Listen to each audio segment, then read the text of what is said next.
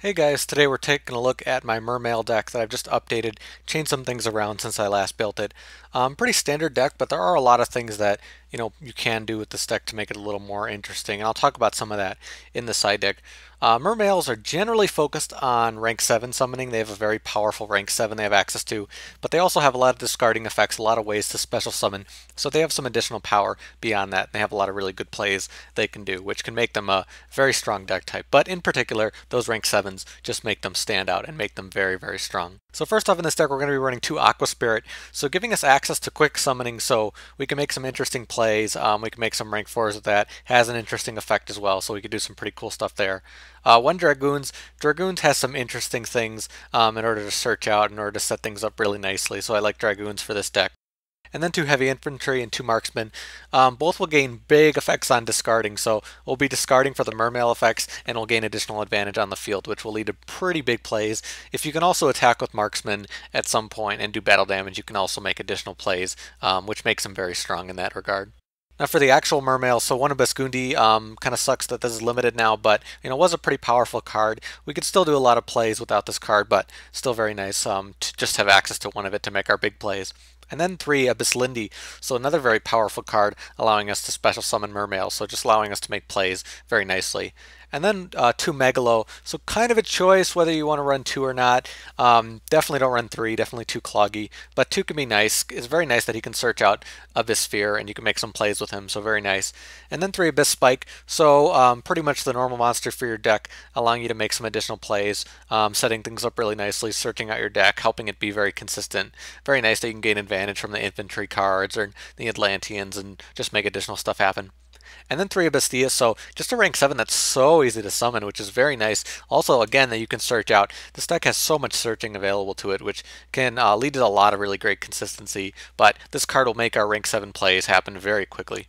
And then we have 1 Abysturge, kind of like Abysspike, just an alternative to him, just an additional copy we have here, just with a little better stats, but not really too much better, just helping us out a little bit.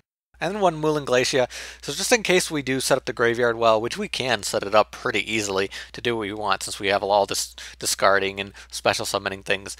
If you do summon it out, it's a very powerful card, so I do like to have access to it. And then 1 Tidal, again another very easy rank 7 for us. We're going to be able to discard a lot of things in the graveyard, so Tidal will be able to continually get out over and over again.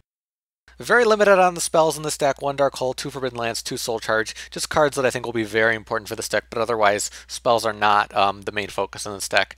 For the traps, 3 Abyssphere. An important thing about this card is that you can't activate spell cards. So in addition, you don't want to run that many spell cards because it'll get in the way of Abyssphere. So, but you will run 3 of this because it can be searched out and it can summon the Mermails and set up what you need to do. Just a very powerful card just to make those plays happen for you.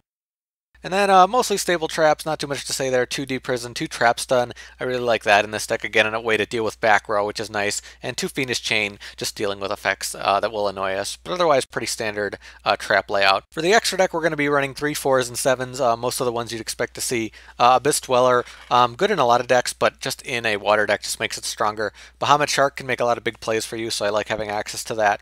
Exciton Knight, staple. Gagaga Cowboy, very helpful. Alucard, just another rank 3 that's very useful. Lavalval Chain in this deck makes a lot of sense. Leviar can help us with some of the banishing we're doing. Dracosac, obviously, with our 7 stars. Abysgaios, this is the star of the deck. Just a super powerful card. 2800 attack and 2 really great effects. So can really set up what we need to do very nicely. That's why usually you'll want to run 2 of this because of how strong it is. We're also running 1 Abysstrike, can be easily special summoned with Bahamut Shark, or you could summon it normally, but with Bahamut Shark kind of makes it easy. 2 Silent Honor, just a very powerful card nowadays, so we're running 2. 1 Big Eye, again, if you have access to a rank 7, definitely run this powerful card. And 1 Nightmare Shark, just another alternative to bring out with Bahamut Shark or otherwise with your 3 stars. So now for the side deck, if you haven't seen a video of mine before, in the side deck I kind of just talk about other recommended cards that I've seen some people run that could be useful for this deck.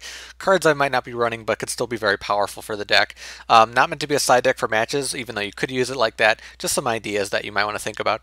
So I've seen some people run this with like a Genex engine, like a small one, using Genex Controller and Genex Undine, so I could see some plays there. Deep Sea Diva used to be a good card for this deck. I'm still considering it, but not a really big thing for me. Dragon Ice is another interesting one to give you some special summon power. Discarding a card is pretty normal for you to activate things, so that can be useful. I've seen some people run this with the hands. Obviously, Ice Hand is an Aqua Water card, so that can help you do some other things.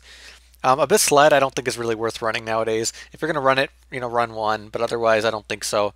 Tragodia, if you want to have like a dark part of this deck, run Allure of Darkness. Tragodia can help you with those rank 7s as well. MST, not really worth it with what we're trying to do. Salvage can be useful, but it can be dead early on. There's some other interesting things you could do, but Salvage is kind of debatable at this point.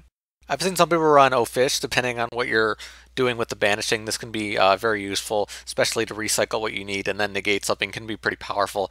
Can have some nice consistency with Aqua Spirit. If you're going to run like cards like Deep Sea Diva or just some of the other tuners like Genex Controller, run Gungnir. Gungnir is going to be really powerful for this deck if you do run tuners and synchros. Just really nice. Obviously, discarding it gives you big advantage in this deck. There are other XYZs you can consider running, Castles and Mains, Leviathan Dragon, just some things you can consider, not, what I went with, but they can all be useful depending on the situation. So that's my Mermail deck, again, just focused on, rank 7 summoning, getting advantage from discarding and bringing things back. Really powerful deck type. Not as powerful as it used to be, but it still has a lot of really great plays, and I still have a lot of fun with it, and I really like bringing out Abysgaios and locking down your opponent. It just makes for a pretty fun time. But if you guys do have your own Mermail decks, you could definitely post below. Let me know in the comments. You could talk about what cards you use. Maybe you have some suggestions for me that I didn't think about that aren't in the side deck. I would definitely love to hear that.